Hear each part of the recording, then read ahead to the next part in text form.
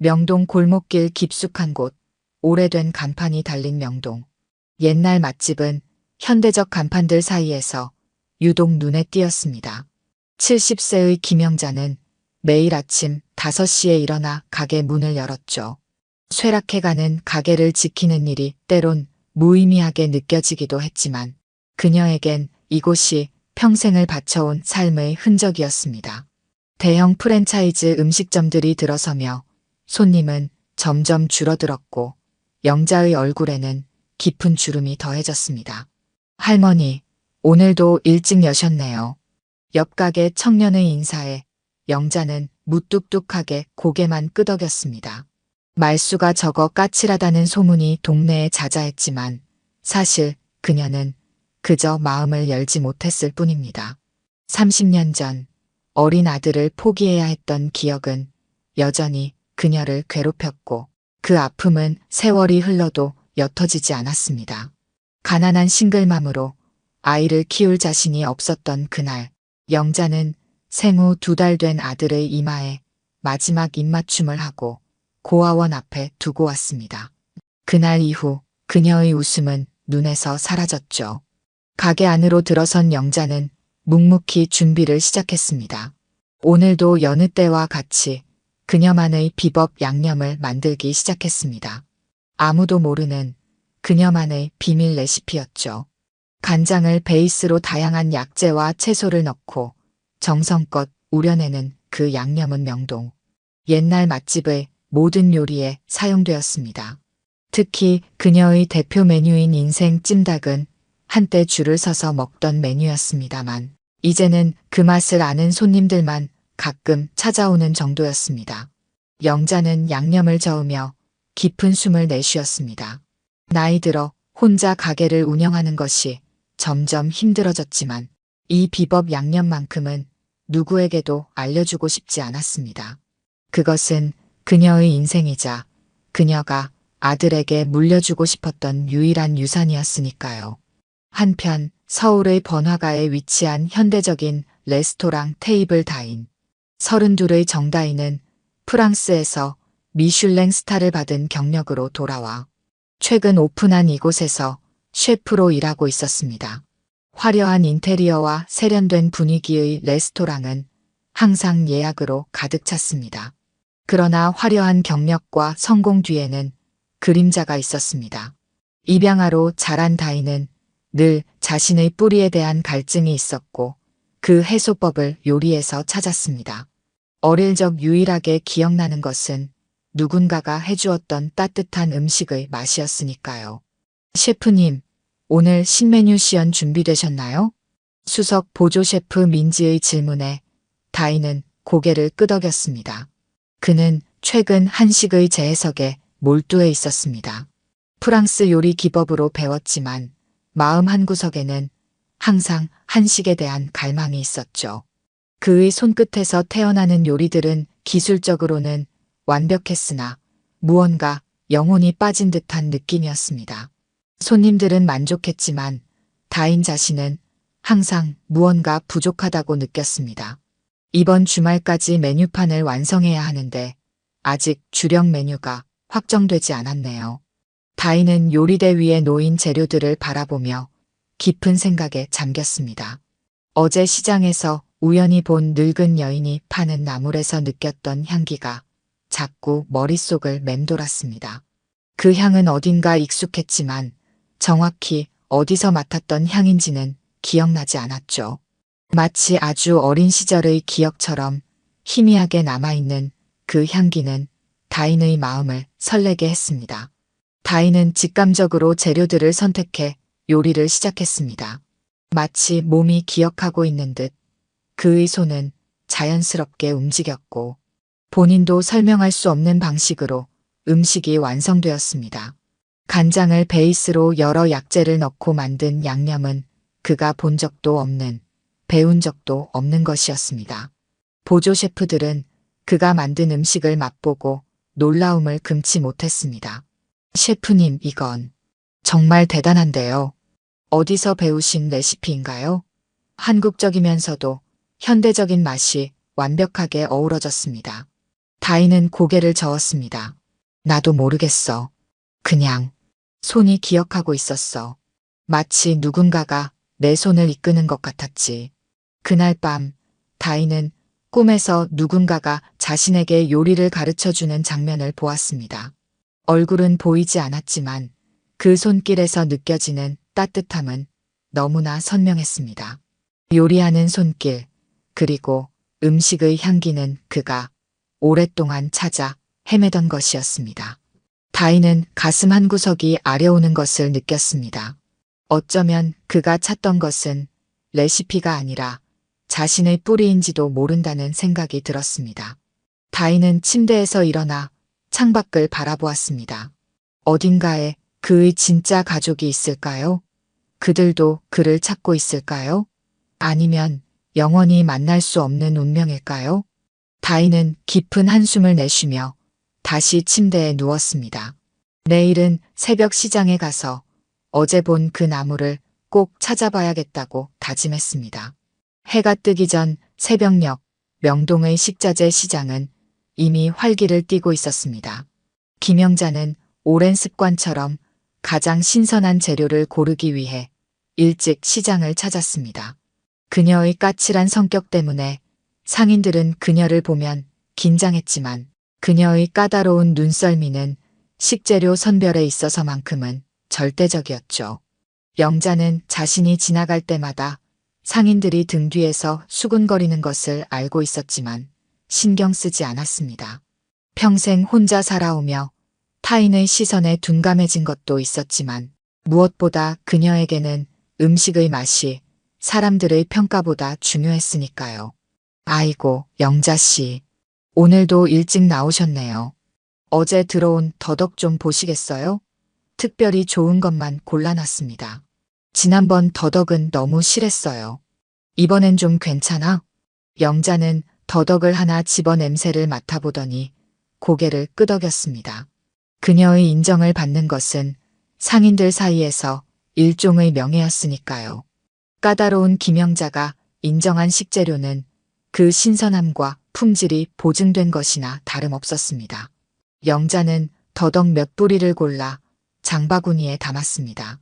오늘은 더덕찜을 메뉴에 추가해 볼 생각이었습니다. 영자씨, 요즘 가게는 어때요?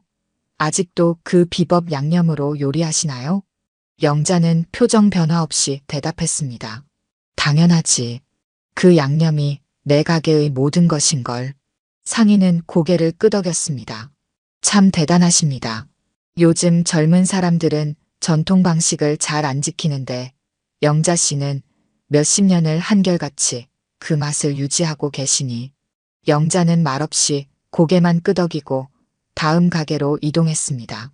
그녀가 재료를 고르는 동안 시장 반대편에서는 정다인이 보조 셰프들과 함께 식재료를 살펴보고 있었죠. 프랑스에서 공부하며 익숙해진 재료들과 달리 한국의 식재료는 그에게 여전히 도전 과제였습니다. 어제 꿈에서 본 요리를 재현하기 위해 다인은 직감을 따라 시장을 돌아다녔습니다. 민지야, 이 나물은 뭐지? 어제 요리할 때 사용한 그 향이 나는데. 다인은 무심코 한 무더기의 나물을 집어들었습니다. 그 향기는 어제 꿈에서 맡았던 것과 정확히 일치했습니다. 마치 오래된 기억을 되살리는 것 같은 느낌이 들었습니다.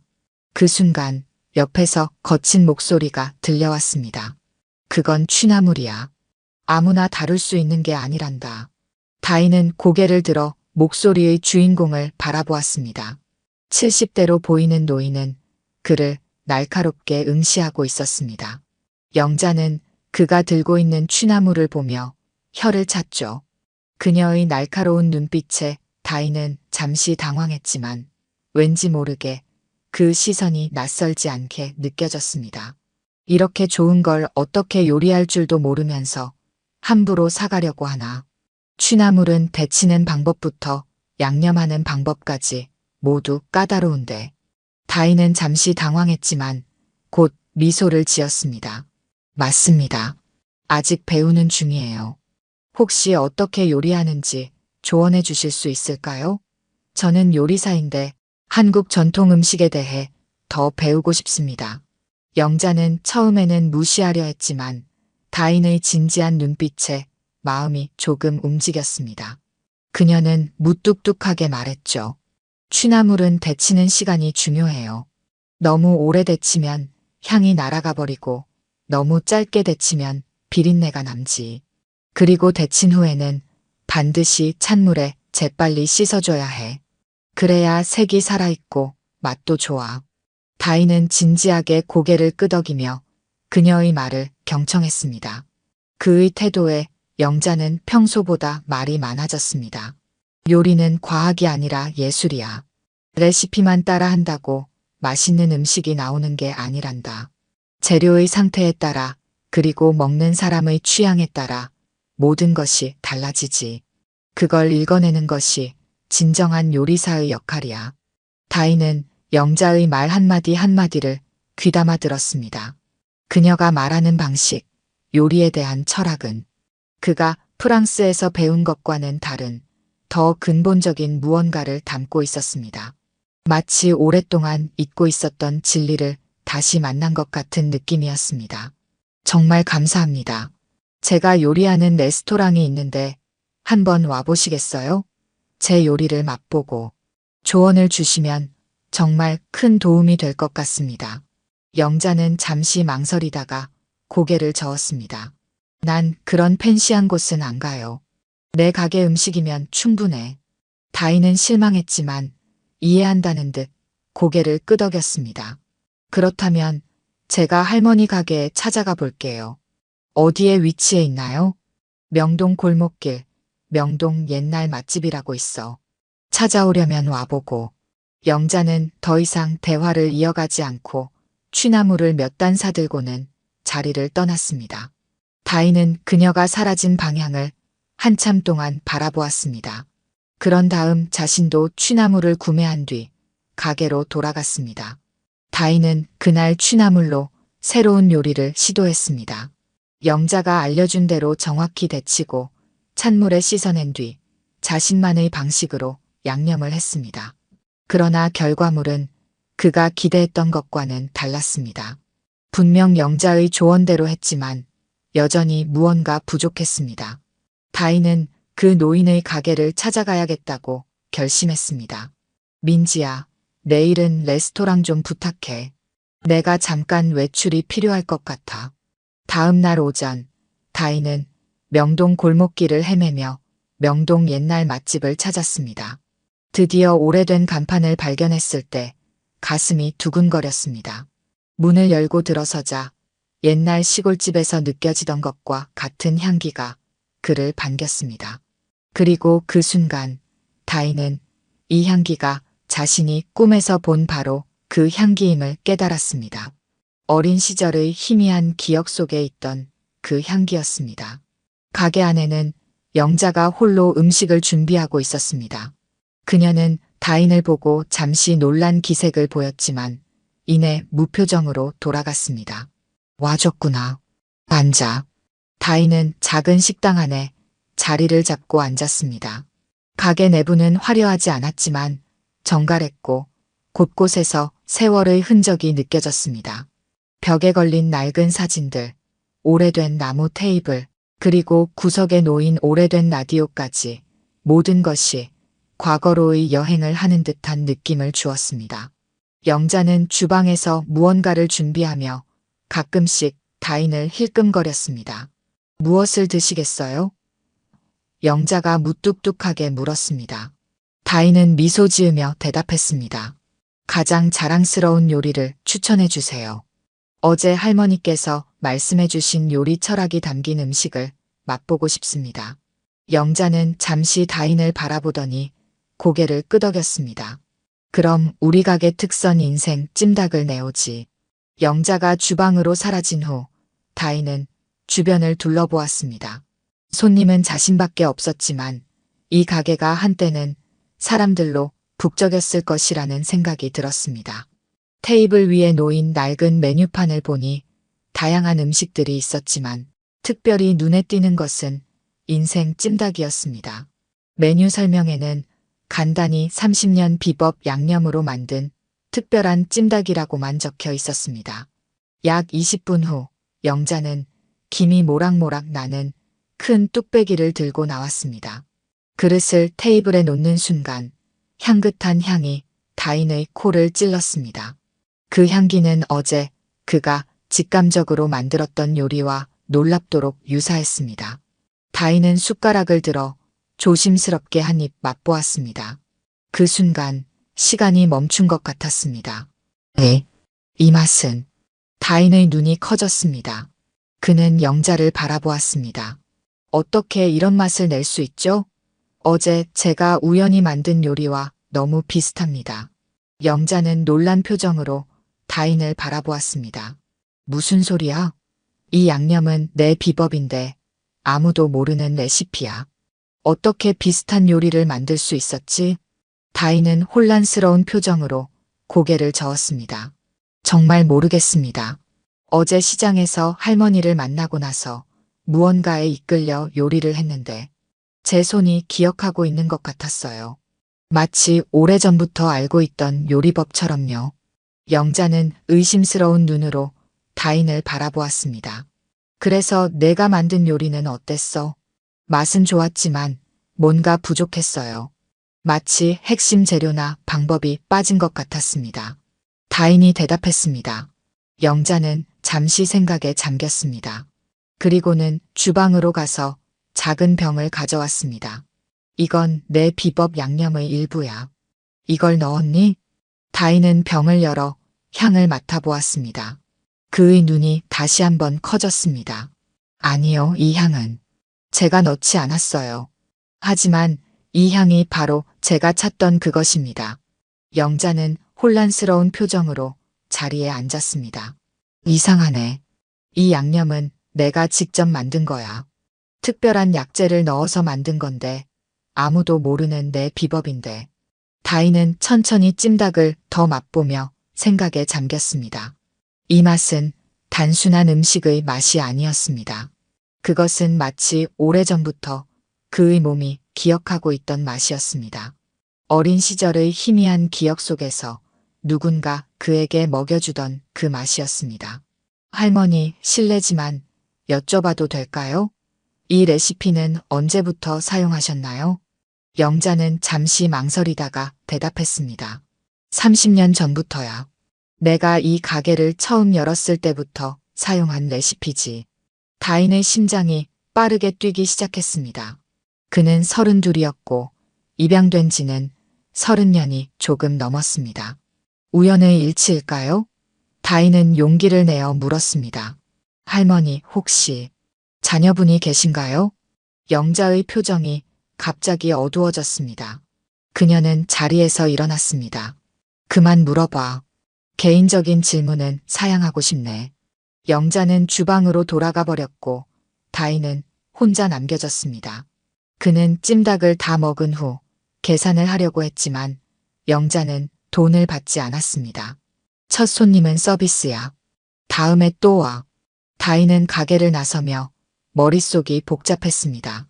이 우연한 만남, 그리고 이 맛의 기억은 무엇을 의미하는 걸까요? 그는 명함 한 장을 테이블 위에 남겨두고 가게를 나섰습니다. 다음 날 다인은 레스토랑에서 새로운 메뉴 개발에 몰두했습니다. 어제 맛본 인생 찜닭의 맛을 바탕으로 그만의 현대적 해석을 가미한 요리를 만들고 있었습니다. 그러나 아무리 시도해도 영자의 비법 양념과 같은 깊은 맛을 내는 것은 불가능했습니다. 셰프님, 이거 드세요. 민지가 봉투 하나를 건네주었습니다. 아까 할머니 한 분이 가져다 주셨어요. 셰프님께 꼭 전해달라고 하셨습니다. 다인은 의아한 표정으로 봉투를 열었습니다. 안에는 작은 병이 들어 있었고 병 안에는 진한 갈색의 액체가 담겨 있었습니다. 비법 양념이었습니다. 그리고 작은 쪽지가 있었습니다. 내 요리에 한 스푼만 넣어봐. 다인은 놀란 표정으로 민지를 바라보았습니다. 그 할머니, 어떻게 생기셨어? 70 정도 되어 보이셨고 까칠한 인상이었어요. 근데 왠지 눈빛이 따뜻했습니다. 셰프님을 찾으셨지만 셰프님이 요리 중이라고 하니까 이걸 전해달라고 하셨어요. 다인은 병을 들고 주방으로 향했습니다. 그는 준비 중이던 요리에 비법 양념을 한 스푼 넣었습니다. 그 순간 요리의 향기가 완전히 달라졌습니다.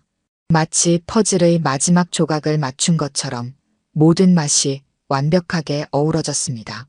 그날 저녁 레스토랑은 그의 새로운 메뉴로 인해 더욱 북적였습니다. 손님들은 그 맛에 찬사를 보냈고 몇몇 음식 평론가들은 어디서도 맛볼 수 없는 독특한 깊이라고 평가했습니다. 다인은 이 성공이 온전히 자신의 것이 아님을 알고 있었습니다. 그는 영자에게 감사의 마음을 전하고 싶었고 더 많은 이야기를 나누고 싶었습니다. 다인은 영자가 남겨준 비법 양념병을 바라보며 깊은 생각에 잠겼습니다.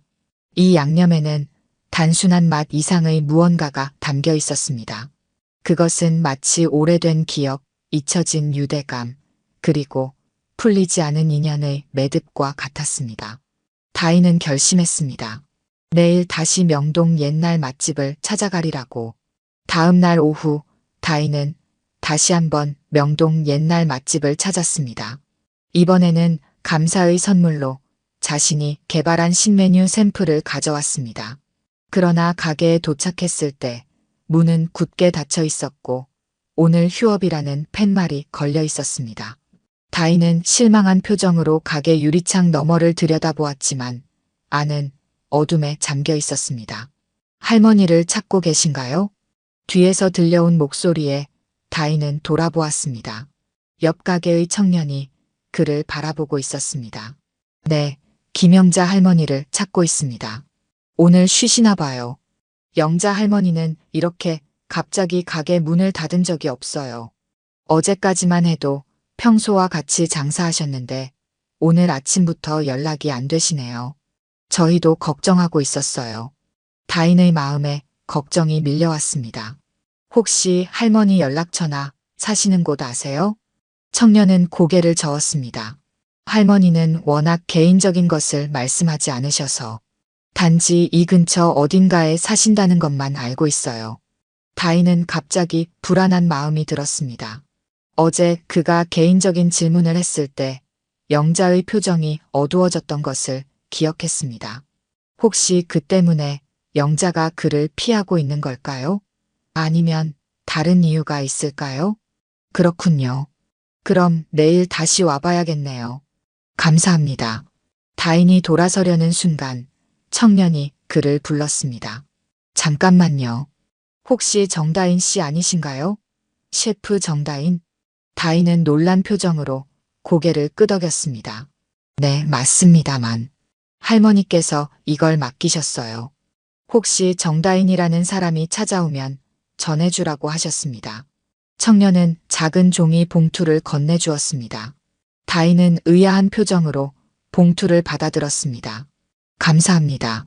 혹시 할머니께서 언제 이걸 맡기셨나요? 오늘 아침이요. 가게 문을 닫으시기 전에 잠깐 들르셨어요.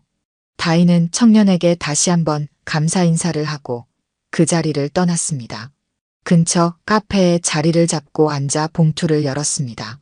안에는 오래된 노트 한 권이 들어 있었습니다. 노트는 낡아 있었고 중간중간 얼룩이 져 있었습니다. 첫 페이지를 열자 정갈한 필체로 김영자의 요리 비법이라고 적혀 있었습니다. 다인은 천천히 페이지를 넘겼습니다. 노트에는 다양한 요리 레시피와 비법들이 상세히 적혀 있었습니다. 그 중에서도 특히 눈에 띄는 것은 인생 찜닭 레시피였습니다. 그 레시피에는 일반적인 재료 외에도 특별한 약재들과 비법 양념의 제조법이 자세히 설명되어 있었습니다. 더 놀라운 것은 각 레시피마다 적혀 있는 짧은 메모들이었습니다. 다인이가 좋아할 것 같은 맛, 다인이의 첫 생일상에 만들어줄 음식, 다인이가 커서 먹였으면 하는 요리.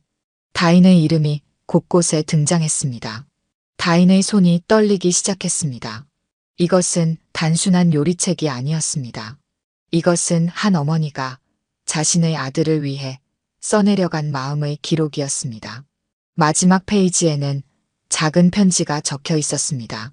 내 아들 다인에게 만약 내가 이 노트를 읽게 된다면 그것은 우리가 다시 만났다는 뜻일 것이다.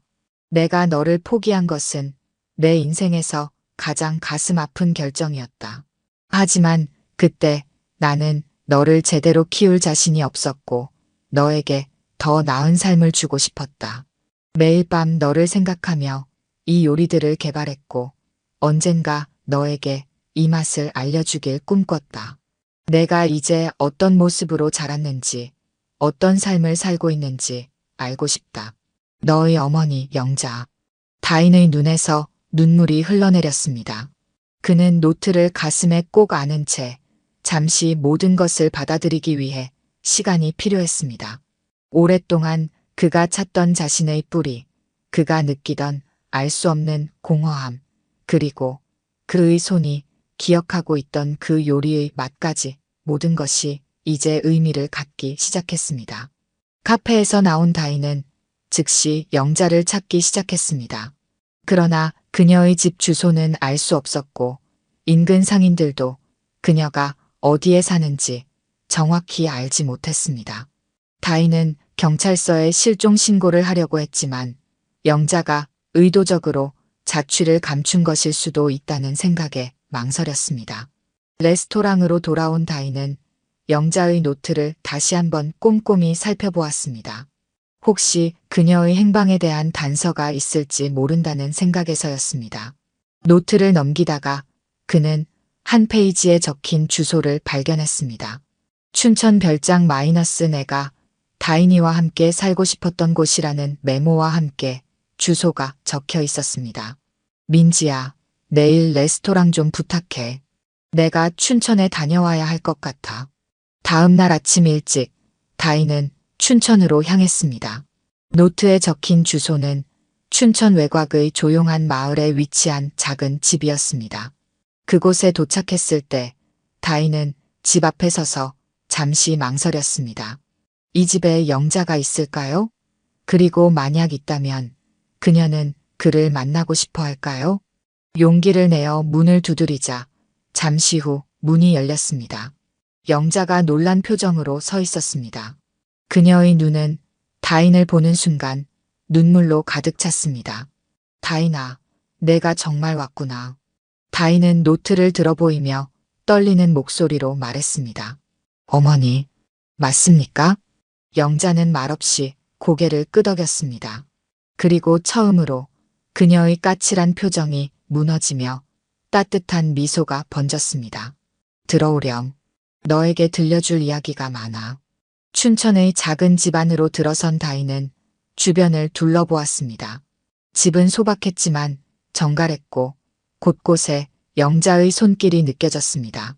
특히 눈에 띄는 것은 벽에 걸린 사진들이었습니다. 그중 하나는 아주 어린 아기를 안고 있는 젊은 여성의 모습이었습니다. 앉으렴. 영자는 다인을 거실 소파로 안내했습니다. 그녀는 부엌으로 가서 차를 준비해 왔습니다. 너에게 모든 것을 설명해야 할 것 같구나.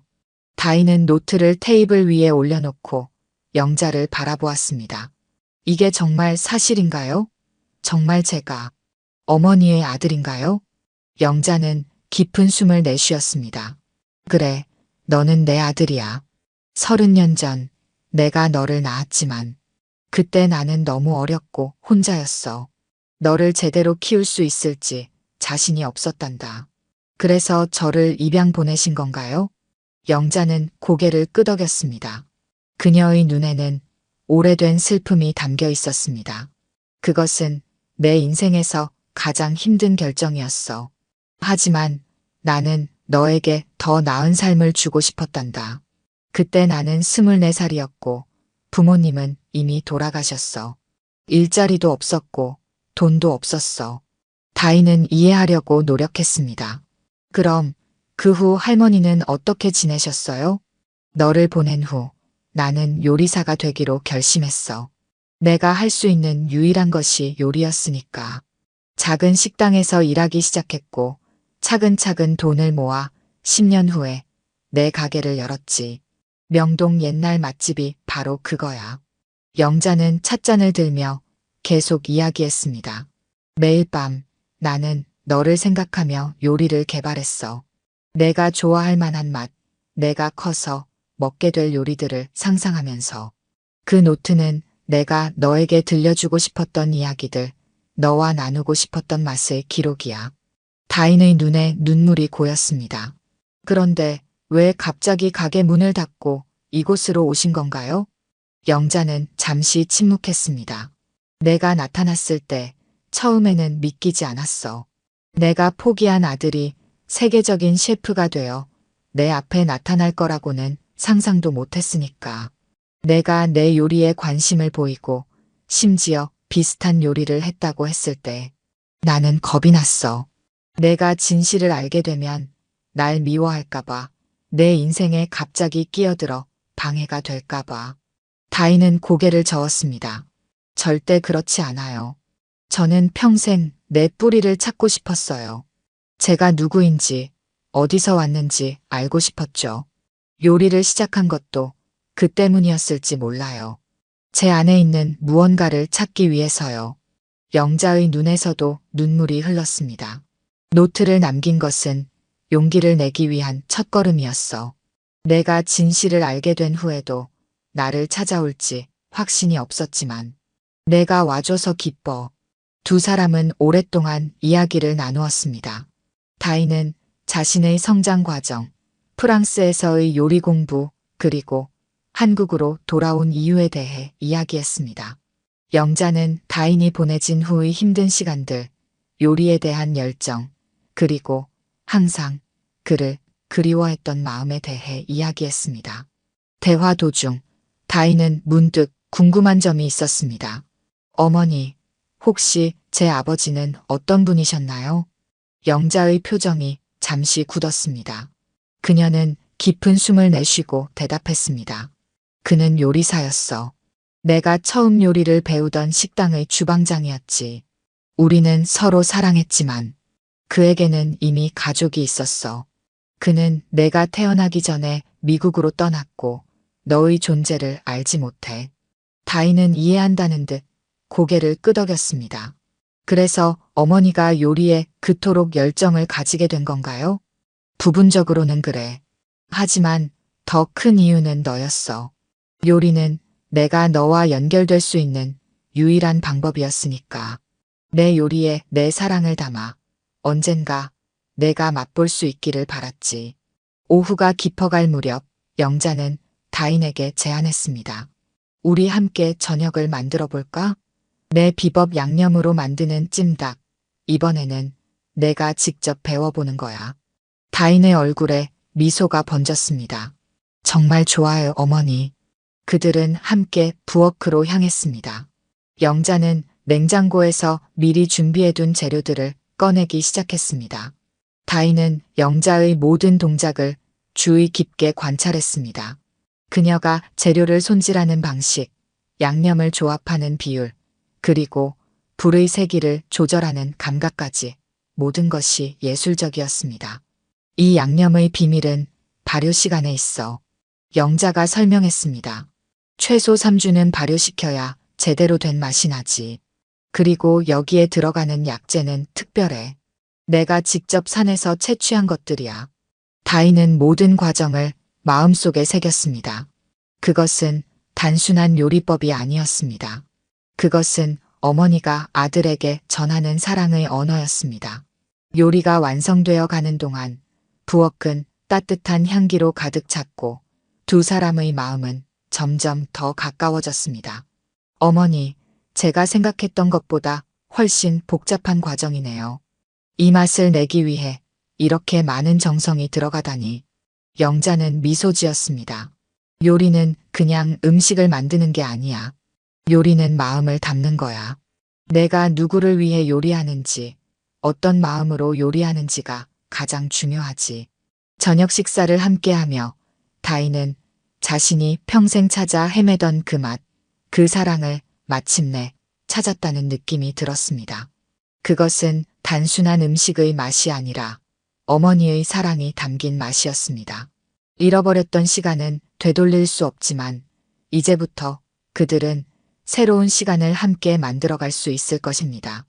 어머니, 제가 서울에 있는 레스토랑에서 어머니의 요리를 재해석한 메뉴를 선보이고 싶어요. 어머니와 함께요. 가능할까요? 영자는 다인의 제안에 잠시 망설였습니다. 그녀는 평생 작은 식당에서만 요리를 해왔기에 고급 레스토랑이라는 공간은 낯설고 부담스러웠습니다. 하지만 아들과 함께할 수 있다는 생각에 천천히 고개를 끄덕였습니다. 해볼게. 비록 내가 너처럼 화려한 테크닉은 없지만 맛만큼은 자신 있으니까. 다음 주 영자는 테이블 다인을 처음 방문했습니다. 현대적이고 세련된 인테리어, 바쁘게 움직이는 젊은 셰프들, 그리고 정교한 주방 설비들을 보며 그녀는 약간 위축되었습니다. 하지만 다인의 따뜻한 환영과 직원들의 존경 어린 인사에 그녀는 조금씩 마음을 열기 시작했습니다. 어머니, 이쪽은 저희 수석 보조 셰프 민지입니다. 앞으로 어머니와 함께 특별 프로젝트를 진행할 거예요. 민지는 공손하게 인사했습니다. 김영자님, 정말 영광입니다. 셰프님께서 어머님의 요리에 대해 많이 말씀해 주셨어요. 함께 일하게 되어 기쁩니다. 영자는 살짝 당황했지만 고개를 끄덕였습니다. 그들은 주방에서 함께 요리하기 시작했습니다. 영자의 전통적인 방식과 다인의 현대적 테크닉이 만나 새로운 형태의 요리가 탄생했습니다. 인생 찜닭은 세련된 플레이팅과 현대적 해석을 통해 어머니의 기억이라는 새로운 시그니처 메뉴로 재탄생했습니다. 와, 이 맛이 정말 대단해요. 시식회에 참석한 음식 평론가들은 입을 모아 칭찬했습니다. 전통과 현대가 완벽하게 조화를 이루고 있어요. 깊이 있는 맛과 세련된 비주얼, 그야말로 혁신적입니다. 다인은 모든 찬사를 어머니에게 돌렸습니다. 이 모든 것은 제 어머니의 비법 레시피가 있었기에 가능했습니다. 제가 한 일은 단지 그것을 현대적으로 재해석한 것뿐이죠. 영자는 처음으로 대중 앞에서 자신의 이야기를 나누었습니다. 어려운 시절에 아들을 포기해야 했던 마음, 요리를 통해 그를 기억했던 시간들, 그리고 기적처럼 다시 만나게 된 과정까지. 그녀의 진솔한 이야기에 많은 이들이 감동했고 어머니의 기억은 단순한 음식을 넘어 감동적인 스토리를 담은 메뉴가 되었습니다. 다인아, 내가 자랑스러워.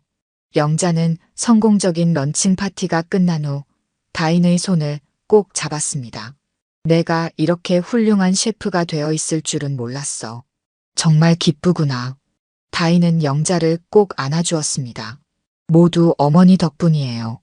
제 손이 기억하고 있던 그 맛, 그게 바로 어머니의 사랑이었네요. 어머니의 기억이 출시된 지 한 달, 테이블 다인은 연일 예약이 꽉 찼습니다. 음식 평론가들의 극찬과 함께 다인과 영자의 감동적인 스토리가 여러 매체에 소개되면서 많은 사람들이 그들의 요리를 맛보기 위해 찾아왔습니다. 심지어 해외에서도 이 특별한 모자의 이야기와 요리에 관심을 보이기 시작했습니다. 어머니, 좋은 소식이 있어요. 미국의 유명 음식 다큐멘터리 제작팀에서 우리 이야기를 다큐로 만들고 싶다고 연락이 왔어요.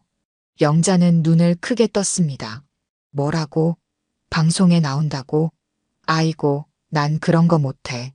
다인은 미소 지었습니다. 걱정 마세요. 그냥 우리가 평소처럼 요리하는 모습, 이야기 나누는 모습을 담는 거예요. 어머니의 특별한 요리 비법과 우리의 재회 이야기가 많은 사람들에게 감동을 줄 거예요. 영자는 한숨을 쉬며 고개를 저었지만 결국 동의했습니다. 다큐멘터리 촬영은 한 달 동안 진행되었고 그들의 일상, 요리하는 모습, 그리고 서로를 향한 사랑이 카메라에 담겼습니다. 특히 영자가 춘천집 근처 산에서 직접 약초를 채취하는 장면, 다인이 프랑스 요리 기법으로 어머니의 전통 요리를 재해석하는 과정은 다큐의 하이라이트가 되었습니다. 어머니, 이제 명동 옛날 맛집은 어떻게 할 계획이세요? 계속 운영하실 건가요? 영자는 생각에 잠겼습니다. 글쎄, 이제 나도 나이가 많이 들었고 혼자 가게를 운영하는 게 점점 힘들어지네. 그럼 테이블 다인과 통합하는 건 어떨까요? 테이블 다인의 한 섹션을 명동 옛날 맛집 코너로 만들어서 어머니의 전통 요리를 그대로 선보이는 거예요. 어머니가 직접 주방을 이끄실 수도 있고 아니면 젊은 셰프들에게 비법을 가르치실 수도 있고요. 영자의 눈이 반짝였습니다. 그거 괜찮겠네. 내 요리를 계속할 수 있으면서도 너와 함께 일할 수 있으니 좋지. 다큐멘터리가 방영된 후 테이블 다이는 더욱 유명해졌고 새롭게 오픈한 명동 옛날 맛집 섹션은 항상 만석이었습니다. 영자는 점점 카메라 앞에서도 자연스러워졌고 그녀의 솔직하고 정직한 요리 철학은 많은 이들에게 영감을 주었습니다. 요리에 지름길은 없어요. 정성과 사랑이 가장 중요한 재료죠. 내 아들 다인이 그걸 알아줘서 감사해요. 다인은 어머니와 함께하는 매일이 감사했습니다. 그들은 함께 새로운 레시피를 개발하고 서로의 기술을 배우며 잃어버렸던 시간을 조금씩 메워나갔습니다. 가끔은 춘천의 작은 집에서 둘이서만 조용히 요리를 하며 시간을 보내기도 했습니다. 1년이 지난 어느 봄날 테이블 다인의 마당에서는 특별한 행사가 열렸습니다. 다인과 영자는 요리학교를 설립하기로 결정했고 이날은 그 개교식이었습니다. 맛의 기억 아카데미라는 이름의 이 학교는 한국 전통 요리의 맛과 철학을 계승하고 발전시키는 것을 목표로 했습니다. 오늘 이 자리에 함께 해주신 여러분께 진심으로 감사드립니다. 다인이 마이크를 잡고 말했습니다. 저와 어머니가 이 학교를 설립하게 된 이유는 단순합니다. 우리의 맛, 우리의 이야기를 다음 세대에게 전하고 싶었기 때문입니다. 영자도 앞으로 나섰습니다. 그녀는 이제 카메라 앞에서도 당당했습니다. 요리는 단순한 기술이 아닙니다. 요리는 마음입니다. 우리 학교에서는 단순히 요리법만 가르치는 것이 아니라 재료를 대하는 마음, 음식을 나누는 정성까지 함께 나누고 싶습니다. 학교의 첫 수업은 영자의 비법 양념 만들기였습니다. 영자는 학생들에게 하나하나 직접 시범을 보이며 세심하게 가르쳤고 다인은 그 양념을 현대적으로 활용하는 방법을 시연했습니다. 학생들은 그들 모자의 케미스트리와 진정성에 감동받았습니다. 어머니, 이제 정말 행복하세요? 수업이 끝난 후 다인이 물었습니다. 영자는 따뜻한 미소를 지었습니다. 그럼 내 아들을 다시 찾았고 내 요리를 사랑해주는 사람들이 있고 이제는 그 맛을 다음 세대에게 전할 수도 있으니 더 바랄 게 없지. 다인은 어머니의 손을 잡았습니다. 전 이제 알았어요. 제가 평생 찾던 그 맛, 그건 단순한 음식의 맛이 아니라 가족의 맛이었어요. 어머니의 사랑이 담긴 그 맛이요. 영자의 눈에 눈물이 고였습니다. 그래, 그게 바로 내가 내게 전하고 싶었던 거야. 음식은 맛있게 만드는 것도 중요하지만 그보다 더 중요한 건 누구를 위해 어떤 마음으로 요리하느냐는 거야. 둘은 나란히 창밖을 바라보았습니다. 학교 마당에는 영자가 직접 심은 약초들과 채소들이 싱그럽게 자라고 있었고 학생들은 열정적으로 메모를 하며 그것들을 살펴보고 있었습니다. 그 모습을 보며 다인과 영자는 깊은 감사함을 느꼈습니다. 다인아, 앞으로도 우리 함께 많은 사람들에게 진짜 맛, 진짜 사랑이 담긴 음식을 전하자. 네, 어머니. 우리의 이야기, 우리의 맛이 많은 사람들에게 위로와 행복을 줄 수 있도록 함께 노력할게요. 그렇게 잃어버렸던 레시피는 다시 찾아졌고 그것은 단순한 음식 레시피가 아니라 한 가족의 역사, 사랑, 그리고 희망의 레시피였습니다. 다인과 영자의 여정은 이제 막 시작되었고 그들이 함께 만들어갈 새로운 맛의 이야기는 계속될 것입니다. 오늘 들려드린 이야기가 여러분의 마음에 작은 울림이 되었기를 바랍니다. 아까 깜빡하신 분들이 계셨다면 좋아요와 구독 부탁드려요. 다음 사연을 들려드리는데 큰 힘이 된답니다. 그리고 여러분의 이야기도 댓글로 들려주세요. 다음 이야기 때 또 뵙겠습니다. 새벽 5시. 배정혜는 알람이 울리기도 전에 눈을 떴습니다. 20년이 넘는 세월 동안 몸에 밴 습관입니다. 서울의 고층 아파트 창문으로 들어오는 희미한 빛 속에서 정혜는 천천히 일어나 침대 옆 테이블에 놓인 안경을 집어들었습니다. 거실로 나와 커피 한 잔을 내리는 동안 정혜의 집은 완벽하게 정돈되어 있었죠. 마치 누구도 살지 않는 모델하우스처럼 말입니다. 오늘도 시작해볼까? 정혜는 혼잣말을 중얼거리며 테이블 위에 놓인 대본을 훑어봅니다. 국내 최고의 라디오 PD로서 그녀의 프로그램은 늘 청취율 상위권을 유지했습니다. 감성적인 음악 선곡과 섬세한 구성으로 많은 이들의 사랑을 받았지만 정작 배정혜 자신의 삶은 그 누구와도 깊이 연결되지 않았습니다. 48살의 나이에 그녀에게는 가족도 없고 가까운 친구도 거의 없었죠. 아파트를 나서면서 정혜는 자신의 차가운 표정을 거울에서 확인합니다.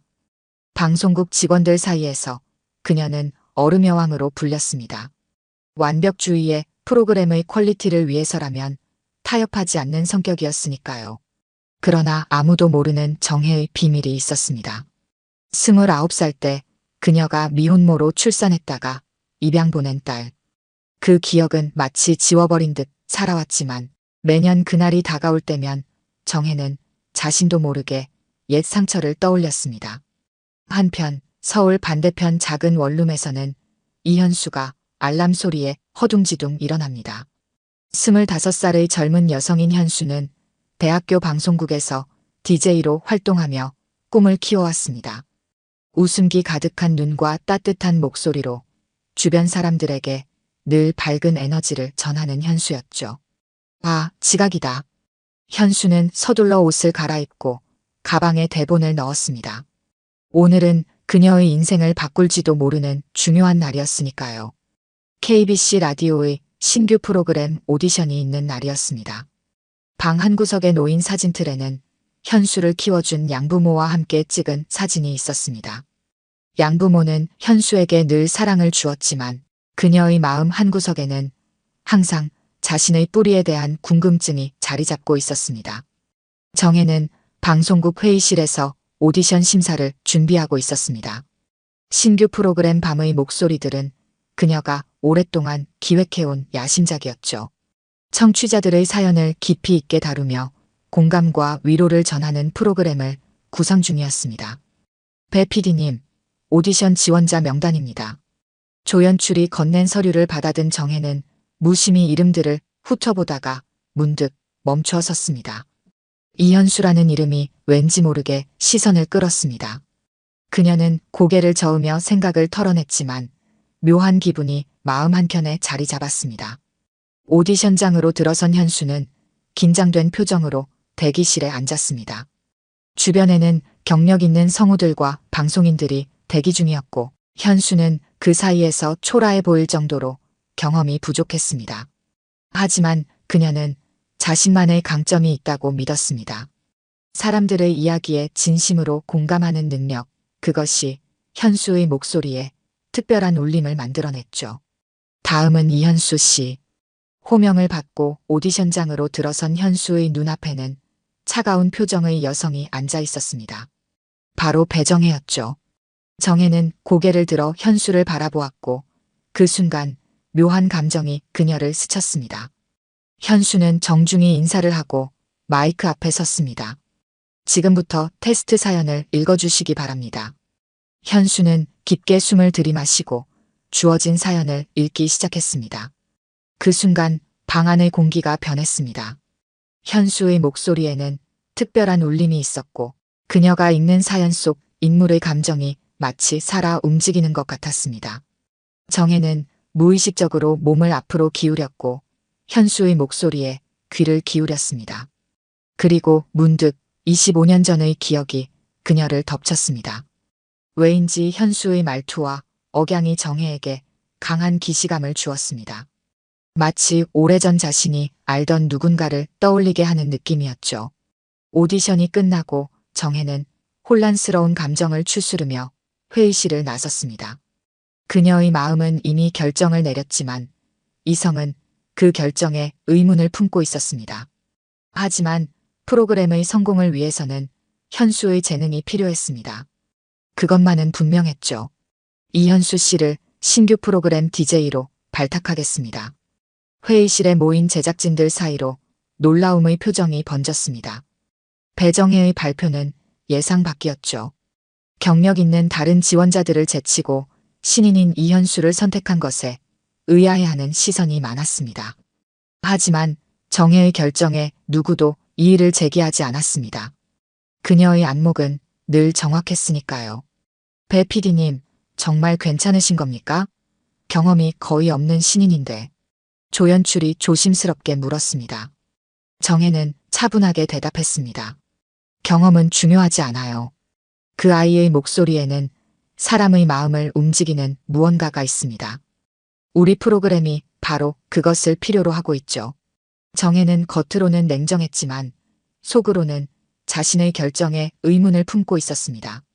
현수의 목소리가 그녀에게 주는 기시감은 무시할 수 없었고 이것이 순전히 프로그램을 위한 결정인지 아니면 개인적인 감정이 섞인 것인지 확신할 수 없었죠.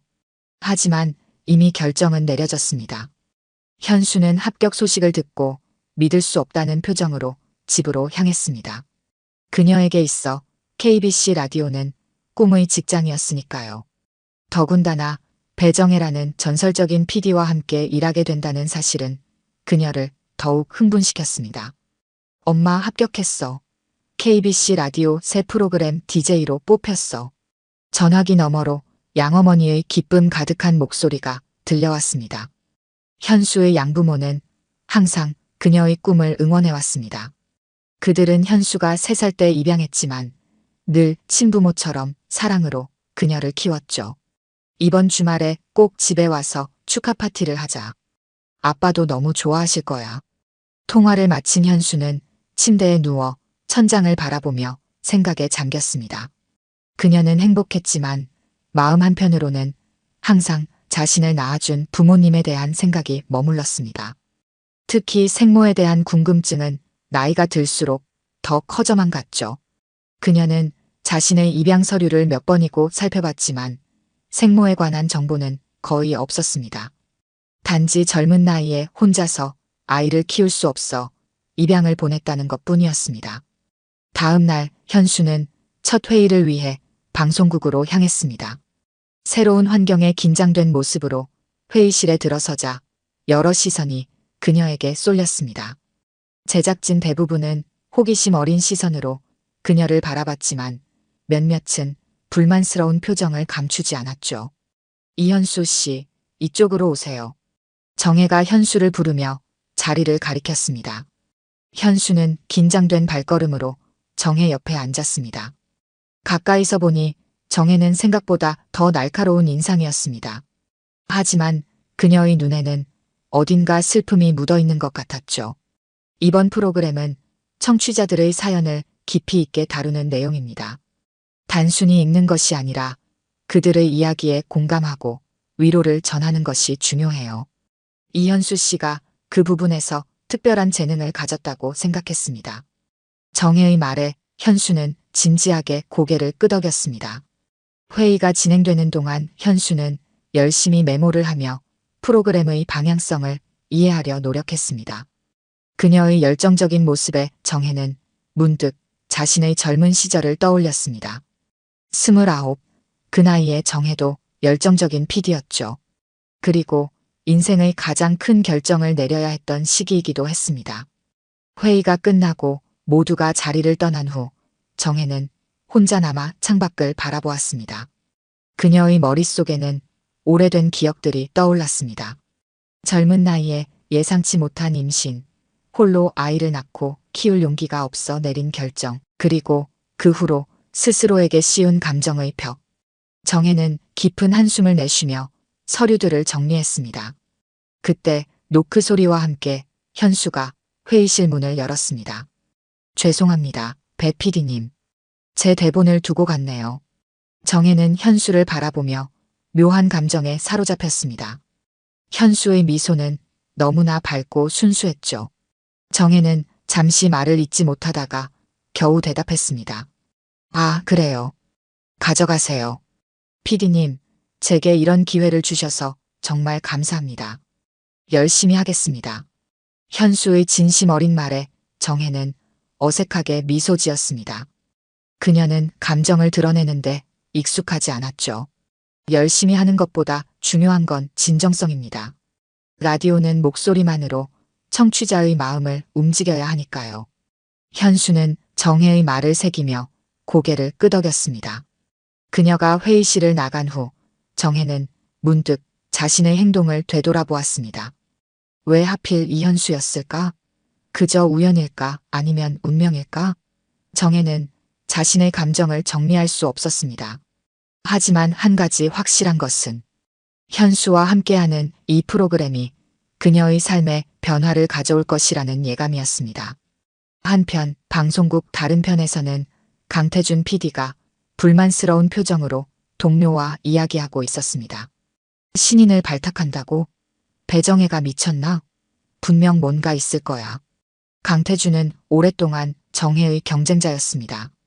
그는 항상 정혜의 성공을 시기했고 그녀의 프로그램을 넘어서기 위해 갖은 노력을 했지만 번번이 실패했죠.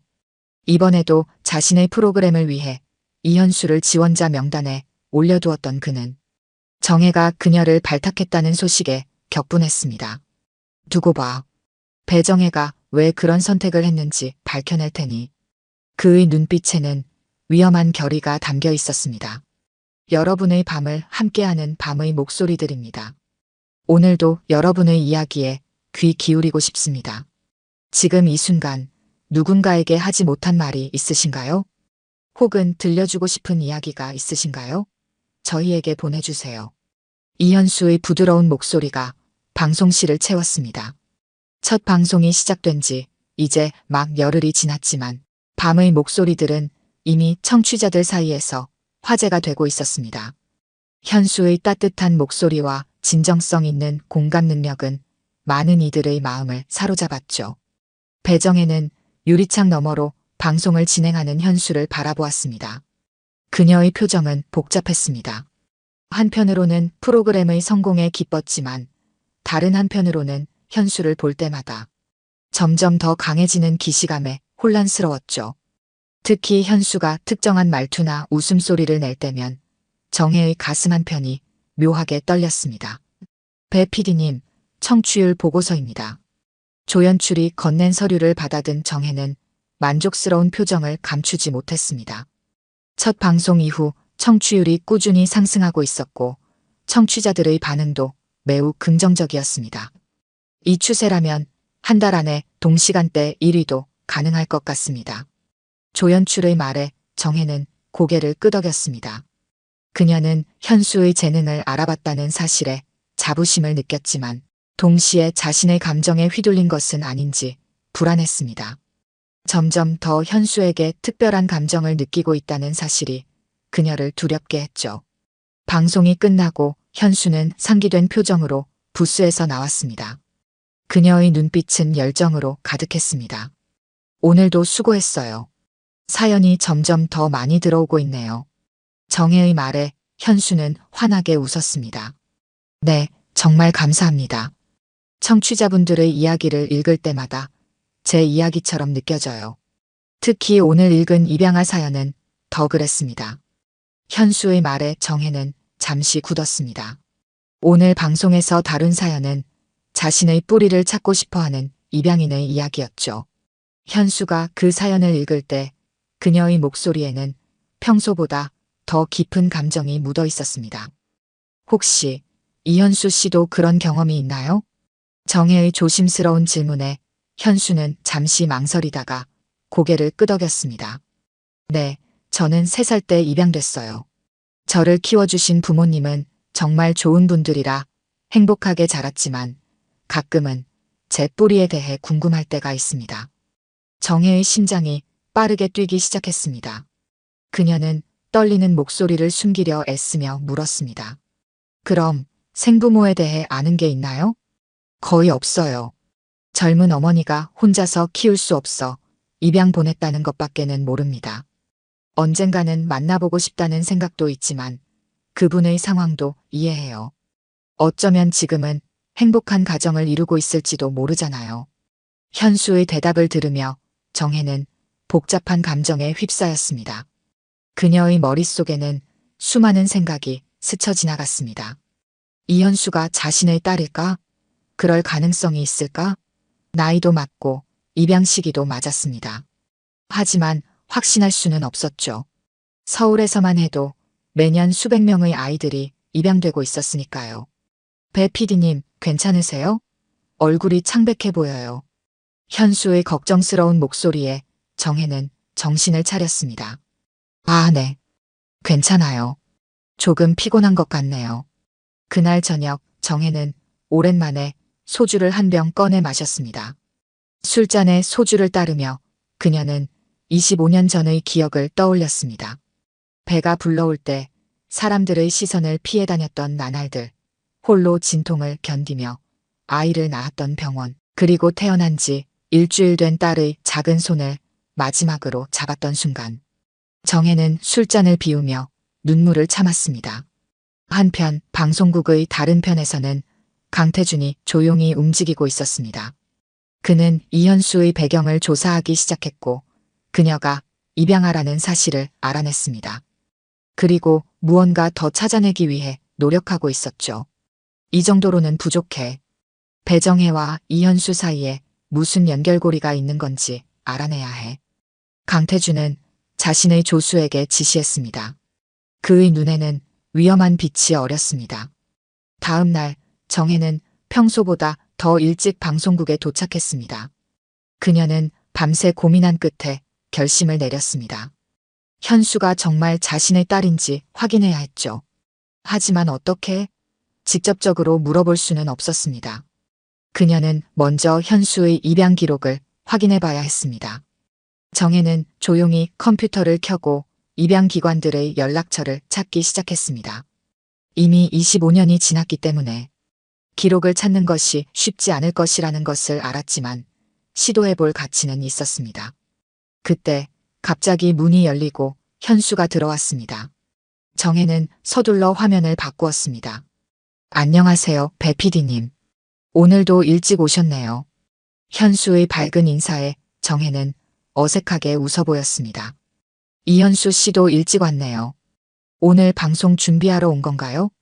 네, 어제 들어온 사연들을 미리 읽어보려고요. 특히 청년 실업 문제에 관한 사연이 많아서 좀 더 깊이 있게 다루고 싶어요. 현수의 열정적인 모습에 정혜는 마음이 따뜻해지는 것을 느꼈습니다. 그녀의 프로페셔널한 태도와 배우려는 자세는 정혜의 젊은 시절과 닮아 있었습니다. 그렇군요. 열정이 대단하네요. 정혜의 말에 현수는 미소를 지었습니다. 그 미소는 정혜의 마음을 더욱 혼란스럽게 했습니다. 현수의 미소가 너무나 낯익게 느껴졌기 때문입니다. 마치 거울을 보는 것 같았죠. 그날 방송 중 현수는 특별히 진지한 주제를 다루었습니다. 청년들의 꿈과 현실 사이의 괴리, 그리고 그럼에도 포기하지 않는 이야기들이었습니다.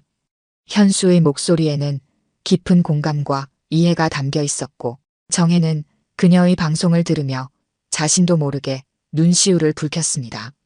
방송이 끝난 후 정혜는 결심했습니다. 그녀는 이번 주말에 입양기관을 직접 찾아가기로 했습니다. 그리고 확실한 증거를 찾아낸다면 그때 어떻게 할지 결정하기로 했죠. 하지만 한 가지 확실한 것은 만약 현수가 정말 자신의 딸이라면 그녀의 인생이 완전히 바뀔 것이라는 사실이었습니다. 토요일 오전 배정혜는 오랜만에 정장을 차려입고 거울 앞에 섰습니다. 평소보다 더 긴장된 표정이었죠. 오늘은 그녀가 25년 전 자신의 아이를 맡겼던 하늘빛 입양원을 방문하는 날이었습니다. 정혜는 깊은 숨을 들이마시고 집을 나섰습니다. 입양원은 서울 외곽의 조용한 주택가에 위치해 있었습니다. 건물은 예전보다 많이 낡아 보였지만 여전히 따뜻한 분위기를 간직하고 있었습니다. 정혜는 입구 앞에서 잠시 망설이다가 문을 열고 들어갔습니다. 안녕하세요. 어떤 일로 오셨나요? 접수대에 앉아있던 중년 여성이 물었습니다. 정혜는 긴장된 목소리로 대답했습니다. 저는 오래전에 이곳에 아이를 맡긴 사람입니다. 혹시 그 기록을 확인할 수 있을까요? 여성의 표정이 조금 굳어졌습니다. 이런 방문은 흔치 않았기 때문이었죠. 기록 확인은 절차가 있습니다. 신분증과 관련 서류가 필요하고 입양인의 동의도 필요한 경우가 있습니다. 정혜는 준비해온 서류들을 꺼내 보였습니다. 그녀는 이미 이 방문을 위해 철저히 준비해왔습니다. 원장님을 뵐 수 있을까요? 제 상황이 조금 특별합니다. 잠시 후 정혜는 원장실에서 박소희 원장을 만났습니다. 박 원장은 나이가 많이 들었지만 여전히 또렷한 눈빛을 가진 여성이었습니다. 배정혜 씨, 오랜만입니다. 기억하실지 모르겠지만 제가 25년 전에도 이곳에 있었습니다. 정혜는 놀란 표정으로 박 원장을 바라보았습니다. 그녀는 박 원장의 얼굴을 기억해내려 애썼지만 너무 오래된 기억이었습니다. 제가 도와드릴 수 있는 일이 있을까요? 박 원장의 따뜻한 물음에 정혜는 용기를 내어 말했습니다. 제가 맡긴 아이에 대해 알고 싶습니다. 그 아이가 어떻게 지내는지, 누구에게 입양되었는지 알 수 있을까요? 박 원장은 심각한 표정으로 고개를 끄덕였습니다. 그녀는 서랍에서 오래된 파일 하나를 꺼냈습니다. 원래는 이런 정보를 함부로 공개할 수 없습니다만 특별한 상황인 것 같네요. 이 파일에 당신의 아이에 관한 기록이 있습니다. 정혜는 떨리는 손으로 파일을 받아들었습니다.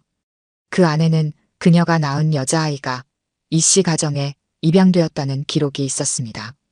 아이의 이름은 이현수로 바뀌었고 3살 때 입양되었다는 사실도 적혀 있었죠. 정혜의 심장이 빠르게 뛰기 시작했습니다. 그녀의 예감이 맞았습니다. 방송국의 그 이현수가 바로 자신의 딸이었습니다.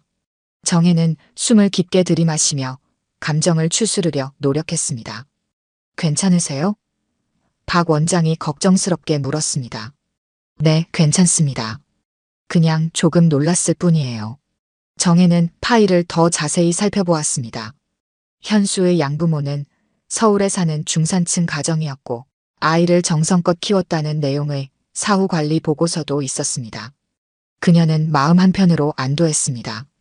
적어도 현수는 좋은 환경에서 자랐다는 사실이 위안이 되었으니까요.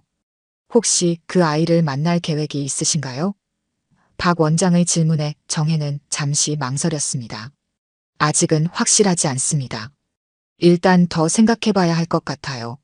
방송국으로 돌아오는 길, 정혜의 마음은 복잡했습니다.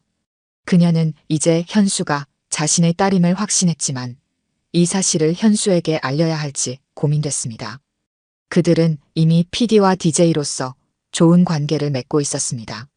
만약 진실을 밝힌다면 그 관계가 어떻게 변할지 예측할 수 없었죠. 한편 방송국에서는 강태준이 자신의 사무실에서 누군가와 통화하고 있었습니다. 맞아, 배정혜가 주말에 입양원을 방문했다고? 흥미롭군. 뭔가 찾아냈는지 계속 지켜봐. 강태준은 전화를 끊고 의미심장한 미소를 지었습니다. 그는 서서히 정혜의 비밀에 접근하고 있었고 이것을 어떻게 이용할지 계획을 세우고 있었습니다. 월요일 아침 정혜는 평소보다 더 일찍 방송국에 도착했습니다. 그녀는 자신의 사무실에 앉아 깊은 생각에 잠겼습니다. 현수를 대하는 방식을 바꿔야 할까요? 아니면 모든 것을 그대로 유지하면서 비밀을 간직해야 할까요? 그녀의 고민은 깊어갔습니다. 방송 준비실에 들어선 이현수는 무언가 달라진 분위기를 느꼈습니다. 배정혜는 평소보다 더 조용했고 그녀의 눈빛에는 이상한 감정이 서려 있었습니다. 현수는 반갑게 인사했지만 정혜는 어색한 미소로 짧게 대답했을 뿐이었죠. 오늘 방송 주제는 꿈과 현실 사이로 준비했습니다. 청취자들의 포기했던 꿈에 관한 사연을 다루려고 합니다. 현수가 대본을 내밀며 말했습니다. 정혜는 대본을 받아들며 고개를 끄덕였습니다. 좋은 주제네요. 사람들은 누구나 포기한 꿈이 있으니까요. 정혜의 목소리에는 묘한 쓸쓸함이 묻어 있었습니다. 현수는 의아한 표정으로 정혜를 바라보았습니다. 배 PD님, 혹시 무슨 일 있으세요? 요즘 조금 피곤해 보이시는데요. 정혜는 현수의 걱정 어린 질문에 잠시 당황했습니다. 그녀는 서둘러 표정을 가다듬었습니다. 아니에요. 그냥 잠을 잘 못 잤을 뿐이에요. 신경 쓰지 마세요. 그때 갑자기 강태준이 준비실로 들어왔습니다. 그의 얼굴에는 여유로운 미소가 떠올라 있었습니다. 안녕하세요, 배 PD. 프로그램 잘 되고 있다면서요? 이현수 씨 덕분에 청취율이 많이 올랐다고 들었습니다. 정혜는 경계하는 눈빛으로 강태준을 바라보았습니다. 그가 갑자기 친절하게 구는 것이 의심스러웠습니다. 그래요. 덕분에 잘 되고 있어요. 무슨 일이신가요? 강태준은 의미심장한 미소를 지으며 대답했습니다. 특별한 일은 없고요. 그냥 지나가다 인사나 하고 가려고요.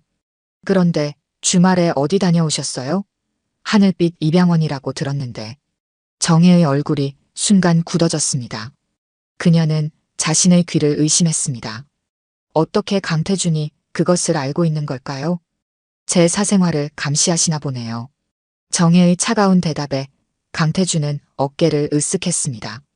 감시라니요. 우연히 들은 정보일 뿐이에요. 아, 그런데 이현수 씨도 입양하라고 들었는데 혹시 관련이 있는 건가요? 강태준의 말에 현수가 놀란 표정으로 고개를 들었습니다. 그녀의 눈에는 혼란스러움이 가득했습니다. 무슨 말씀이세요?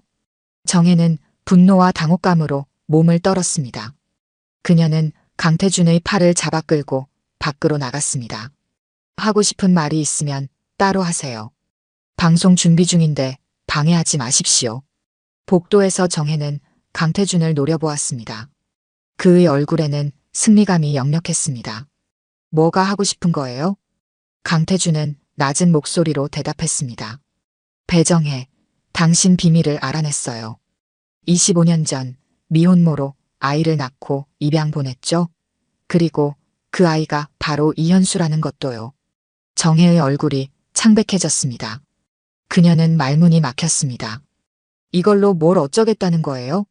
아직은 결정 못했어요. 하지만 이 정보가 공개된다면 당신의 명성에 어떤 영향을 미칠지 생각해 보세요. 차가운 얼음 여왕 배정혜가 사실은 자신의 아이를 버린 어머니라니. 정혜는 분노로 주먹을 꽉 쥐었습니다. 그녀는 강태준에게 한 발짝 다가갔습니다. 그런 식으로 저를 협박하시겠다는 거군요. 뭘 원하는지 솔직히 말해보세요. 강태준은 비웃듯 말했습니다. 이현수를 내 프로그램으로 데려오고 싶어요. 그녀의 재능은 내 프로그램에 더 어울려요. 그리고 당신이 방해만 하지 않는다면 이 비밀은 비밀로 남겨둘게요. 정혜는 조용히 대답했습니다. 강태준 씨, 당신이 생각하는 것만큼 저는 약하지 않아요. 협박에 굴복하지 않을 거예요. 하고 싶은 대로 해보세요. 정혜가 돌아서려는 순간 강태준이 그녀의 팔을 잡았습니다. 그럼 이현수에게 직접 물어볼까요? 그녀가 자신의 생모를 만나고 싶어 하는지. 정혜의 눈에 두려움이 어렸습니다. 그녀는 팔을 빼내고 강태준을 노려보았습니다. 현수는 이 일에 끌어들이지 마세요. 준비실로 돌아온 정혜는 현수가 걱정스러운 표정으로 기다리고 있는 것을 보았습니다. 무슨 일이에요? 강 PD님이 갑자기 저에 대해 이상한 말을 했는데요. 정혜는 깊은 숨을 들이마셨습니다. 그녀는 무슨 말을 해야 할지 몰랐습니다. 진실을 말해야 할까요? 아니면 거짓말을 해야 할까요? 이현수 씨, 강태준 씨의 말은 신경 쓰지 마세요. 그는 우리 프로그램의 성공을 시기하고 있을 뿐이에요. 현수는 여전히 혼란스러운 표정이었지만 고개를 끄덕였습니다. 알겠습니다. 하지만 왜 제가 입양하라는 걸 알고 있는 거죠? 정혜는 입술을 깨물었습니다. 그녀는 현수의 눈을 마주보지 못했습니다. 아마 당신에 대해 조사했나 봐요. 프로그램이 인기를 얻으면서 모두의 관심이 집중되고 있으니까요. 그날 밤 정혜는 오랜만에 오래된 상자를 꺼냈습니다. 그 안에는 그녀가 간직해온 유일한 딸의 흔적이 있었습니다. 갓 태어난 아기의 병원 팔찌, 작은 모자, 그리고 한 장의 사진. 정혜는 사진을 바라보며 눈물을 흘렸습니다. 사진 속 아기의 눈은 현수의 눈과 똑같았습니다. 방송국 일을 마치고 집으로 돌아온 현수는 컴퓨터 앞에 앉았습니다. 그녀는 잠시 고민하다가 검색창에 배정혜를 입력했습니다. 강태준의 말이 그녀의 머릿속을 맴돌았기 때문이었죠. 검색 결과는 대부분 정혜의 프로그램과 관련된 기사들이었습니다. 그러다 현수의 눈에 오래된 기사 하나가 들어왔습니다. 신인 PD 배정혜, 개인 사정으로 1년간 휴직이라는 제목의 25년 전 기사였습니다. 그럼 오늘 방송의 특별 코너로 입양인의 이야기를 준비해보는 것은 어떨까요? 이현수의 제안에 배정혜는 놀란 표정을 감추지 못했습니다. 강태준과의 대화 이후 일주일이 지났고 현수는 점점 더 자신의 뿌리에 관심을 보이기 시작했습니다. 그렇게 갑자기 주제를 바꾸는 것은 좋지 않아요. 준비가 필요합니다. 정혜의 말에 현수는 고개를 끄덕였지만 그녀의 눈에는 실망감이 역력했습니다. 이해합니다. 그래도 언젠가는 다뤄보고 싶습니다. 저처럼 자신의 뿌리를 찾고 싶어하는 사람들이 많을 테니까요. 정혜는 가슴이 조여오는 것을 느꼈습니다. 그녀는 현수에게 진실을 말해야 할지 계속 고민했지만 용기를 내지 못했습니다. 그날 밤 현수의 방송은 평소보다 더 많은 청취자의 호응을 얻었습니다. 그녀는 꿈을 잃어버린 사람들이라는 주제로 자신의 경험을 솔직하게 나누며 청취자들과 교감했습니다. 저도 때로는 제 정체성에 대해 고민합니다. 입양아로서 느끼는 공허함과 궁금증이 있지만 그것이 지금의 저를 만들었다고 생각합니다. 현수의 진솔한 고백에 정혜는 제작실에서 눈물을 참았습니다. 그녀의 딸이 이렇게 성숙하고 따뜻한 사람으로 자란 것이 자랑스러웠지만 동시에 그 성장 과정을 함께하지 못한 것이 가슴 아팠습니다. 방송이 끝난 후 정혜는 현수에게 다가갔습니다. 오늘 방송 정말 좋았어요. 당신의 진정성이 청취자들에게 큰 위로가 되었을 거예요. 현수는 미소 지었습니다. 감사합니다. 사실 요즘 제 생모에 대해 많이 생각하게 돼요. 배 PD님, 혹시 제가 예전에 말했던 입양기관에 대해 알아봐 주실 수 있을까요? 정혜는 당황했지만 침착하게 대답했습니다. 물론이죠. 도울 수 있다면 돕고 싶어요. 현수의 눈에 희망이 빛났습니다. 정혜는 그 순간 결심했습니다. 적절한 때가 오면 그녀는 현수에게 진실을 말할 것입니다. 하지만 지금은 그들의 관계를 지키고 싶었습니다. 한편 강태준은 계속해서 정혜를 압박했습니다. 그는 이제 방송국 내에 정혜의 과거에 대한 소문을 퍼뜨리기 시작했고 그것이 서서히 현수의 귀에도 들어갈 상황이었습니다. 그날 밤 정혜는 오랜 친구인 최 변호사에게 연락했습니다. 내가 이런 상황에서 어떻게 해야 할지 모르겠어. 현수에게 진실을 말할까? 아니면 계속 침묵해야 할까? 최 변호사는 조용히 대답했습니다. 정혜야, 내가 결정해야 해. 하지만 내 생각에는 강태준 같은 사람을 통해 사실을 알게 되는 것보다 너에게 직접 듣는 게 현수에게 더 나을 거야. 정혜는 깊은 생각에 잠겼습니다. 그녀는 현수에게 진실을 말할 준비가 되어 있을까요? 그리고 현수는 그 진실을 어떻게 받아들일까요? 방송국 복도에서 마주친 동료 PD의 수군거림이 배정혜의 귀에 들어왔습니다. 그녀의 과거에 대한 소문이 퍼지고 있었습니다. 정혜는 마음을 단단히 먹었습니다. 이제는 자신이 먼저 현수에게 진실을 말해야 할 때였습니다. 그날 오후 정혜는 현수를 자신의 사무실로 불렀습니다. 그녀의 표정은 무거웠고 손은 미세하게 떨리고 있었습니다. 이현수 씨, 당신에게 꼭 해야 할 말이 있어요. 현수는 궁금한 표정으로 정혜를 바라보았습니다. 정혜가 입을 열려는 순간 사무실 문이 갑자기 열렸습니다. 강태준이 서류 한 뭉치를 들고 들어왔습니다. 저런, 중요한 대화 중이었나요? 죄송합니다. 하지만 이 서류들을 이현수 씨에게 꼭 전해야 할 것 같아서요. 강태준은 의미심장한 미소를 지으며 서류를 현수에게 건넸습니다. 그것은 정혜의 과거와 현수의 입양에 관한 기록들이었습니다. 현수는 혼란스러운 표정으로 서류를 훑어보다가 점점 표정이 굳어졌습니다. 이게 무슨 의미인가요? 현수의 목소리가 떨렸습니다. 정혜는 분노로 강태준을 노려보았습니다. 그녀는 일어나 강태준의 팔을 잡았습니다. 당장 나가세요. 강태준은 승리의 미소를 지으며 사무실을 나갔습니다. 정혜는 천천히 현수를 향해 돌아섰습니다. 현수의 눈에는 이미 눈물이 고여 있었습니다. 배 PD님, 이게 사실인가요? 당신이 제 어머니라는 게... 정혜는 깊은 숨을 내쉬었습니다. 이제 더 이상 숨길 수 없었습니다. 네, 사실이에요. 내가 당신의 생모입니다. 현수의 얼굴에서 모든 색이 빠져나갔습니다. 그녀는 자리에서 일어나 문으로 향했습니다. 이런 식으로 알게 될 줄은 몰랐어요. 저는 시간이 필요합니다. 현수는 사무실을 뛰쳐나갔고 정혜는 그녀를 따라가지 못했습니다. 너무 큰 충격이었고 현수에게 시간이 필요하다는 것을 알았습니다. 그날 밤 현수는 방송에 나오지 않았습니다. 정혜는 직접 방송을 진행해야 했고 그녀의 목소리에는 깊은 슬픔이 묻어났습니다. 청취자들은 평소와 다른 분위기를 느꼈지만 아무도 그 이유를 알지 못했습니다. 방송이 끝난 후 정혜는 현수에게 연락을 시도했지만 받지 않았습니다.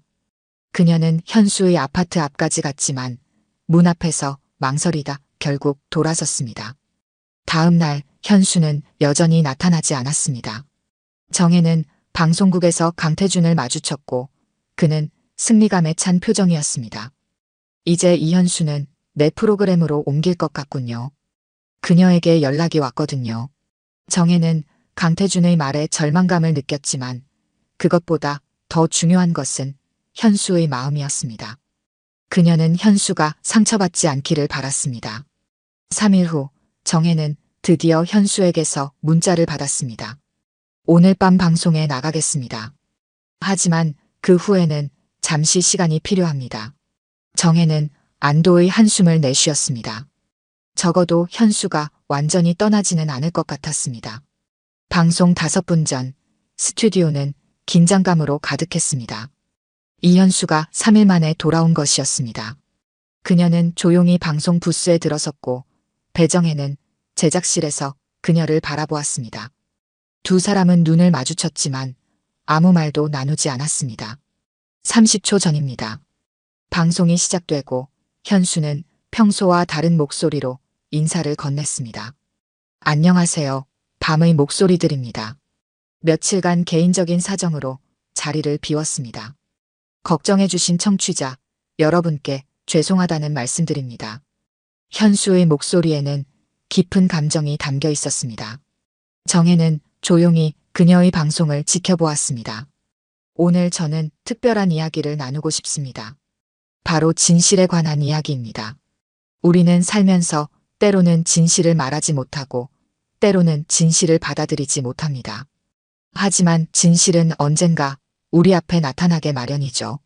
현수는 잠시 숨을 고르더니 계속했습니다. 저는 최근에 제 인생의 가장 큰 진실과 마주쳤습니다. 저를 낳아주신 어머니를 만났습니다. 그것도 아주 우연한 방식으로요. 정혜는 놀란 표정으로 현수를 바라보았습니다. 현수가 방송에서 이 이야기를 할 거라고는 예상하지 못했습니다. 처음에는 혼란스러웠고 상처받았습니다. 왜 나를 버렸는지, 왜 지금까지 진실을 말하지 않았는지 이해할 수 없었습니다. 하지만 시간이 지나면서 조금씩 생각해보게 되었습니다. 모든 선택에는 이유가 있다는 것을요. 현수의 눈에서 눈물이 흘러내렸지만 그녀의 목소리는 흔들리지 않았습니다. 오늘 밤 저는 제 이야기를 나누며 비슷한 상황에 있는 분들에게 위로가 되고 싶습니다. 그리고 혹시 지금 이 방송을 듣고 계신다면 어머니, 제가 말하고 싶습니다. 비록 이해하기 어려운 부분도 있지만 당신의 선택을 존중합니다. 그리고 이제는 알고 싶습니다. 당신의 이야기를요. 정혜의 눈에서 눈물이 흘러내렸습니다. 그녀는 자신도 모르게 일어나 방송실 전화기를 향해 손을 뻗었습니다. 그녀의 손이 떨렸습니다. 피디님 괜찮으세요? 조연출이 걱정스럽게 물었습니다. 정혜는 고개를 끄덕였습니다. 그녀는 결심했습니다. 청취자 전화가 왔습니다. 방송 엔지니어가 말했습니다. 현수는 약간 놀란 표정으로 전화를 받았습니다. 안녕하세요. 밤의 목소리들입니다. 지금 저희와 함께하고 계신 분은 어떤 분인가요? 잠시 침묵이 흐르다가 익숙한 목소리가 들려왔습니다. 안녕하세요. 저는 당신의 어머니입니다. 현수의 눈이 커졌습니다. 그녀는 제작실을 바라보았고 유리창 너머로 전화기를 들고 있는 정혜를 볼 수 있었습니다. 제가 모든 것을 설명하고 싶습니다. 29살 제 꿈을 향해 달려가던 때에 예상치 못한 임신을 했습니다. 당시 저는 혼자였고 두려웠습니다. 아이를 키울 준비가 되어 있지 않았죠. 하지만 당신을 낳는 순간 제 인생에서 가장 행복한 동시에 가장 슬픈 순간이었습니다. 정혜의 목소리가 떨렸습니다. 당신을 안아보았을 때 제 마음은 이미 당신을 평생 사랑한다고 결정했지만 제 상황은 그렇게 허락하지 않았습니다. 당신에게 더 나은 삶을 주고 싶었고 그래서 가장 어려운 결정을 했습니다. 하지만 그 후로 매일 당신을 생각하지 않은 날이 없었습니다. 스튜디오에는 침묵이 흘렀습니다. 모든 스태프들이 숨을 죽이고 이 순간을 지켜보고 있었습니다. 그리고 25년 후 운명이 우리를 다시 만나게 했습니다. 당신의 목소리를 처음 들었을 때 제 마음은 알았습니다. 그것이 내 딸의 목소리라는 것을요. 현수의 얼굴에는 눈물이 가득했습니다. 그녀는 마이크를 향해 떨리는 목소리로 말했습니다. 왜 더 일찍 말해주지 않으셨어요? 두려웠습니다. 당신이 저를 미워할까봐, 당신의 인생을 망칠까봐 두려웠습니다. 하지만 이제는 알려드리고 싶었습니다. 당신이 얼마나 자랑스러운 딸인지, 얼마나 당신을 사랑하는지요. 현수는 방송 중임에도 불구하고 자리에서 일어났습니다. 그녀는 부스를 나와 제작실로 향했습니다. 정혜도 그녀를 향해 걸어갔습니다. 두 사람은 복도에서 마주쳤고 잠시 서로를 바라보았습니다. 그리고 25년의 세월을 뛰어넘어 모녀는 마침내 서로를 품에 안았습니다. 현수의 어깨가 흐느낌으로 떨렸고 정혜는 딸의 머리를 쓰다듬으며 눈물을 흘렸습니다. 미안해, 정말 미안해. 정혜가 속삭였습니다. 괜찮아요. 이제는 괜찮아요. 현수가 대답했습니다. 그들의 재회는 라디오를 통해 온 나라에 생중계되었습니다. 수많은 청취자들이 그들의 이야기에 함께 울고 웃었습니다. 강태준의 계략은 오히려 두 사람을 더 가깝게 만드는 결과를 가져왔습니다. 한 달 후 밤의 목소리들은 소리의 기억이라는 새로운 이름으로 다시 태어났습니다. 이현수와 배정혜는 함께 프로그램을 진행하며 사람들의 잊혀진 기억과 감정을 되살리는 시간을 만들어갔습니다. 그들의 진솔한 이야기는 많은 이들에게 용기와 위로를 주었고 방송은 전국적인 인기를 얻었습니다. 때로는 가장 아픈 진실이 가장 아름다운 시작이 될 수 있다는 것을 그들은 몸소 보여주었습니다. 그리고 매일 밤 라디오를 통해 퍼져나가는 그들의 목소리는 누군가에게 잊혀진 기억을 되살리고 잃어버린 사람들을 다시 연결해주는 다리가 되었습니다. 여러분의 밤을 함께하는 소리의 기억입니다. 오늘도 잊혀진 목소리에 귀 기울여주세요. 당신의 기억 속에 묻혀있는 그 소중한 사람의 목소리를요. 오늘 들려드린 이야기가 여러분의 마음에 작은 울림이 되었기를 바랍니다. 아까 깜빡하신 분들이 계셨다면 좋아요와 구독 부탁드려요. 다음 사연을 들려드리는데 큰 힘이 된답니다. 그리고 여러분의 이야기도 댓글로 들려주세요. 다음 이야기 때 또 뵙겠습니다.